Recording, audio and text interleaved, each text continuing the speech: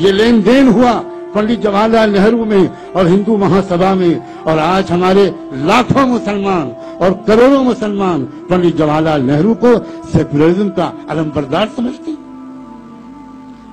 ہے۔ ادب شرط منہ نہ کھلواؤ، تاریخ ہم نے پڑھی ہے، اور میں چیلنج کے ساتھ کہتا ہوں کوئی بڑے سے بڑا کانگریس کا لیڈر آ جائے، راجیو گاندھی مر گئے، راہل گاندھی آ جائیں، کوئی لیڈر آ جائے اور میرے سامنے آ کر کھل کر بات کرے اور یہ کہے کہ کانگریس سیکولر پارٹی ہے۔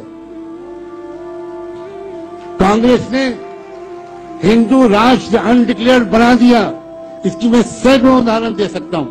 کیا بھارت کے ہر پولیس اسٹیشن میں مندر نہیں ہے؟ آپ مجھے بتاؤ، سیکولر اسٹیٹ کے پولیس اسٹیشن میں ایک دھرم استھل کے ہونے کا کیا مطلب؟ پھر وہاں مسجد کیوں نہیں ہے؟ پھر وہاں چرچ کیوں نہیں ہے؟ پھر وہاں گردوارہ کیوں نہیں ہے؟ اور چھوڑو پولیس اسٹیشن کو، کچہریوں میں، کورٹوں میں جہاں نیائے ملنے کی امید پر لوگ جاتے ہیں، جہاں کانسٹیٹیوشن کو بچانے کے لیے ہم جیسے کانسٹیٹیوشن کے قدردان جاتے ہیں، ان کچہریوں میں مندر بنا دیے گئے، ان کورٹس میں مندر بنا دیے گئے۔ اور اس سے آگے بڑھو، الیکشن کمیشن کے آفس میں جاؤ، وہاں بھی مورتی لگی ہوئی۔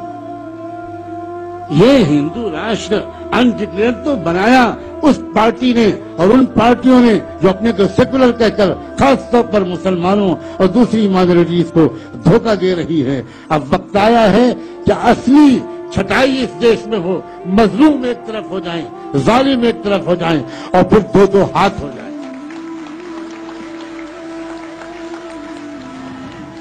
جب تک مظلوم اکٹھا نہیں ہوں گے، یہ سیکولرزم اور کمیونزم کا جھوٹا جال یہ پھاڑا نہیں جا سکتا، توڑا نہیں جا سکتا۔ اے مسلمانوں، اب اس غلطی سے نکلو۔ میں جانتا ہوں میں اس بات کو کھل کر کہہ کر کتنا بڑا رسک لے رہا ہوں۔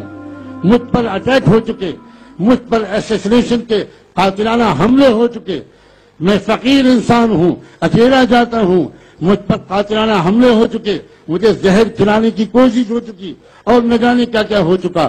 اور آج کی اس اسپیچ کے بعد میں نہیں جانتا کہ میں صبح تک بھی زندہ رہوں گا کہ نہیں۔ مجھے اپنے مالک پر یقین ہے کہ میں اگر مرا تو میں سچائی کی گواہی دے کر مروں گا۔ اے لوگوں، اے مسلمان علماء، اپنی ذمہ داری کو محسوس کرو، اپنی ذمہ داری کو محسوس کرو۔ مسجدوں کے منبروں سے آپ انسانی ایکتا اور مظلوموں کے اتحاد پر قرآن کی آیات کی روشنی میں بیان کرو۔ کیا یہ شرم کا وقت نہیں ہے کہ تم کو قرآنی آیات کی یاد دلانے کے لیے وامن میشرام کو کھڑا ہونا پڑے؟ کیا قرآن نے یہ نہیں کہا تھا کہ وَإِن تَتَوَلَّوْا يَسْتَبْدِلْ قَوْمًا غَيْرَكُمْ ثُمَّ لَا يَكُونُوا أَمْثَالَكُمْ؟ تم اگر اپنی ذمہ داریوں کو ادا نہیں کرو گے تو خدا تمہارا، اے نسلی مسلمانوں، اے خاندانی مسلمانوں، خدا تمہارا محتاج نہیں ہے، خدا کسی اور قوم کو کھڑا کر دے گا۔ یہ قرآن کی آیت ہے۔ ہر چیز خدا کو ضرورت نہیں ہے ہماری۔ کیا یہ معمولی بات ہے کہ پچھلے ادھیویشن میں وامن میشرام نے اللہ کے رسول کی حدیث عربی ٹیکسٹ میں پڑھنے کی کوشش کی تھی اور یہ کہا تھا کہ انصر اخاک ظالما او مظلوما؟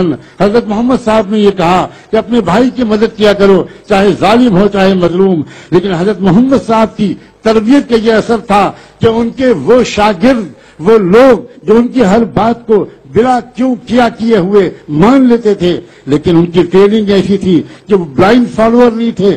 انہوں نے فوراً کوشچن کیا اور یہ کہا، محمد صاحب، پیغمبر صاحب، اے اللہ کے رسول، اے ہمارے آقا، اے سرور کائنات، آپ نے اب تک تو ہم کو سکھایا تھا کہ مظلوم کی مدد کیا کرو، ظالم کی مدد ہرگز مت کیا کرو۔ آج آپ کہہ رہے ہیں کہ اپنی برادری کے والے کی مدد کیا کرو، چاہے ظالم ہو چاہے مظلوم، اپنے بھائی کی مدد کیا کرو۔ یہ ہم سمجھے نہیں۔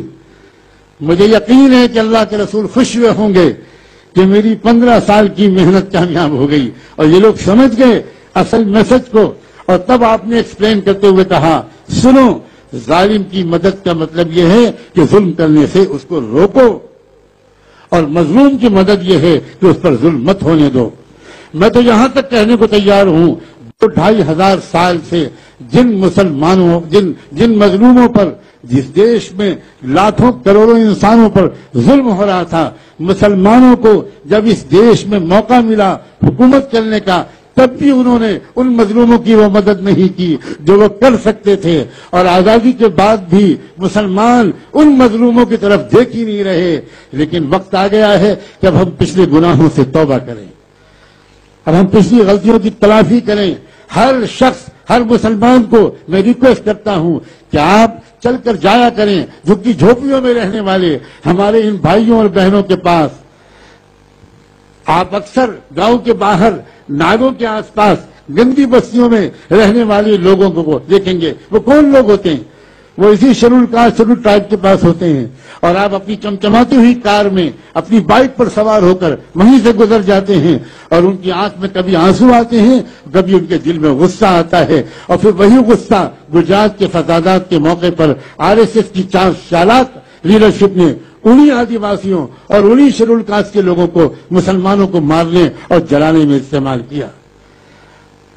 اب آپ کا فرض خالی یہ مسئلہ جلسے کا نہیں ہے، اپنی زندگی میں روزانہ کم سے کم ہفتے میں 1-2 بار ان غریب بھائیوں اور بہنوں کے پاس جائیے، ان کے علاج کی ویوستھا کیجیے، ان کے غریب بچوں کی تعلیم کو اپنے بچوں کی تعلیم کے ساتھ جوڑیے۔ یہ میری بیٹی سمیہ میرے پاس بیٹھی ہے، میں نیول میں رہتا ہوں، پردیش میں رہتا ہوں، انہوں نے ایک معمول بنایا ہے، ان لوگوں نے، میری 3 بیٹیاں مل کر اور کچھ اور مہلائیں مل کر اس پورے نیول کے علاقے میں آدی واسیوں کی ایک ایک واڑی میں جاتے ہیں، اور جو ہو سکتا ہے ان کو خاموشی سے پیش کرتے ہیں۔